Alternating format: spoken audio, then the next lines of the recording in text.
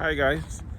Um, Today I want to talk about for people that are coming to Malaysia for study, and if you would like to do some work here while you're studying also, there's one thing you need to understand. There's one thing you need to bear in mind before you come to Malaysia to study. Malaysian immigration laws doesn't really allow students to work while they're studying, but there's an exception. They usually allow 20 hours for work per week. So you can work for 20 hours a week, every week. But they usually put restrictions that it has to be on weekends and during holidays. So which means during holidays you can be able to work about 20 hours per week. And they don't allow foreign students to work in some certain sectors like the financial sectors, insurance sectors, and some other vital sectors. So which means the only places you can work for 20 hours a week while you're studying in Malaysia is like in the restaurants, cafe, and some other menial counter jobs. Those are the things that you can do for 20 hours per week while you're studying in Malaysia, especially when you're doing your first degree or your diploma.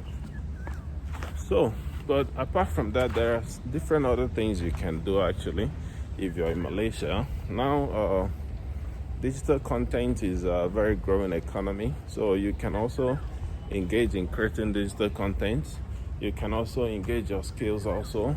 There are different skills that you can apply that can generate you extra income, even more income than you would expect.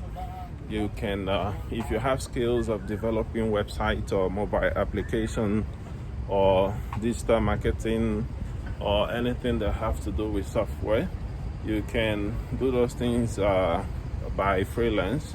You can develop websites for individuals or companies, or mobile app also you can develop, or different things. Any skills you have apart from software skills, any other skills you have, you can apply it as a commercial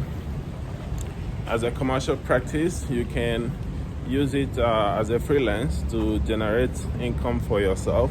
So when you come to Malaysia to study, you need to be able to have some different set of skills, some practical skills apart from what you're studying in the university.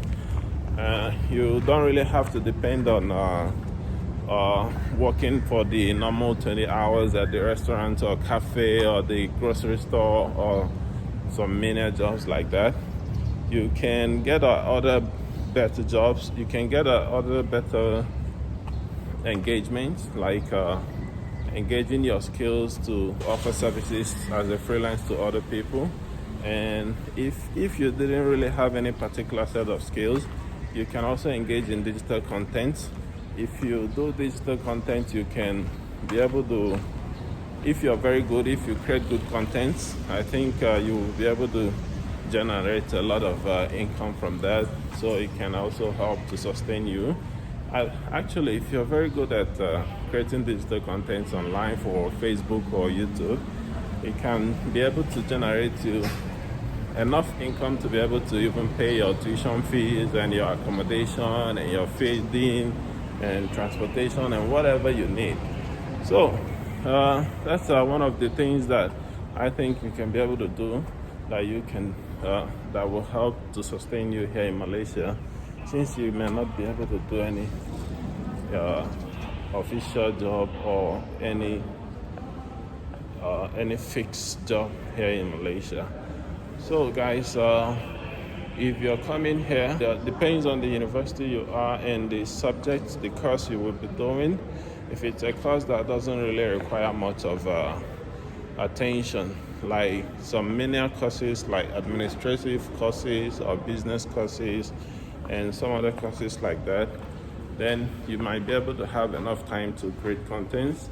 You might be able to have enough time to do some other side jobs that can generate you income, and then you wouldn't have to struggle here, because Malaysia is a foreign country to you if you come here, and you really have to be very much self-sufficient, because in any way or any time that you lack money here in Malaysia, you might not be able to survive if you don't have relatives or close friends here that can support you or can help you. So if you're in Malaysia, you have to be very practical. You have to have some special set of skills that can help to sustain you. So which are the ones that I've already mentioned. If you're good at developing websites, you can do it for individuals. There are people that need websites for whatever they're doing, and there are companies that needs website. And if you're actually good in any tech, in the tech industry, in any tech talents, I think you would be a very good hot cake here in Malaysia, because there are a lot of industries, there are a lot of companies that need software programmers, software engineers. So if you're good at any of that, if that's also what you're studying, you can even get an employment before you finish your education. And during your internship, if you're able to get internship in any of the tech industries, and then you practice there for 3 months, and then they see that you're very, very talented, that you have a very high level of skills, they will retain you by all means, because you will contribute a lot of value to their company. So they will do all they can to retain you. And if this is successful, that means from after you finish studying, you will continue working in Malaysia, and they will help to process your working permit here in Malaysia. So if you're coming to Malaysia, you need to really know what is your special talents. What are the things that you can do practically by yourself without having to refer to what you're studying in the university. And if you think that you cannot do much also, you can engage in digital content. Through digital content, you can generate a lot of revenue that can help sustain you and even make you rich, actually. If you're creating good contents that are very interesting, contents that people would like to watch and a lot of people will be interested in. So you have to start planning yourself before you arrive. If you want to engage in digital content, you can already start it from your country before you arrive in Malaysia. You don't have to wait until you're already in Malaysia. You can start already from your country, and when you come here, you will improve whatever you're doing. You don't have to buy any DSLR camera to do it. You can do it with your mobile phone also. You can just tell your stories, create contents that are interesting that people would love, and that would be very much sufficient to sustain you here in Malaysia.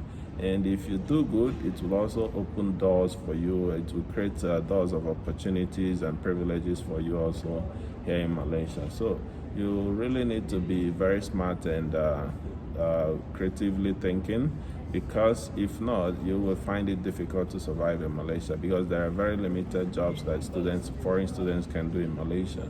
So since there are very limited jobs that you can do in Malaysia, that means you need to be really, really creative. If not, then it's going to be difficult, because immediately you finish your studies here in Malaysia, the government will want you to go back if you're not doing anything. If you didn't secure any employment, the government will want you to return to your country immediately. So you really have to do well to secure something here in Malaysia before you complete your studies, because a lot of people didn't really know this, so they have made a lot of mistakes because of lack of knowledge.